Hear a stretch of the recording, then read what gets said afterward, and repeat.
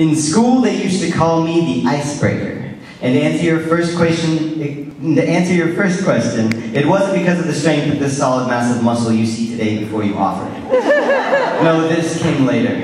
They called me the Icebreaker because every day at recess, I tried a new pickup line on our teacher, Mrs. Bell. She was way out of my league. And 40. But I always thought she was into me because every day at story time when she looked up from the book, she looked straight at me. Now, I know I like to move around a lot during story time. One day I thought I was going to hit a home run with her. I had heard my brother say it jokingly to a friend once like this. Hey, baby, you know how much a polar bear weighs? Enough to break the ice. Hi, my name's Mike. Oh. I didn't get it, but my brother was a stud, so I figured I'd make it lucky try number 82. And I wasn't going to take no for an answer. Mrs. Bell, do you know how much a polar bear weighs? He breaks the ice. My name's Brian. Fortunately for Mrs. Bell, she had lived in Greenland for 2 years and promptly responded, well, Brian, it depends on the season and how thick the ice is, but around 2,000 pounds.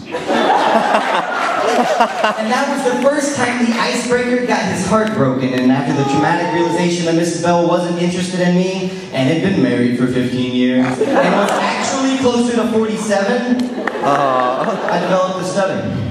Naturally, this put a momentary pause in my social interaction with girls, but in the 6th grade, I tried to bring up the old Icebreaker magic again. Except this time with a fail-proof classic from studmachine.com. Oh, Lord. Hi, Christina.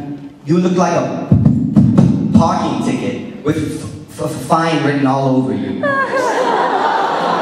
She was a sweetheart and told me to get a brain, loser. And she told me that if I ever talked to her again, her hand would be my face. And I thought that was a little forward. And I didn't want to move too quickly.